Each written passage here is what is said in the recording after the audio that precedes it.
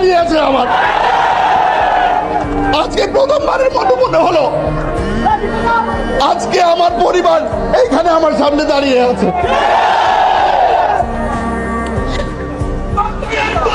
প্রতিটা ব্যক্তি আজকে আমার সামনে যারা যারা আপনারা আছেন, আমাকে নমিনেশন দেখ আর না দেখ, দলের মধ্যে থাকি আর না থাকি, আমি বেঁচে থাকি আর না থাকি, ওয়াদা করে যাচ্ছি আমার পরিবার এই রাঙ্গুনিয়ার মানুষের গোলামি সারা জীবন করে যাবে।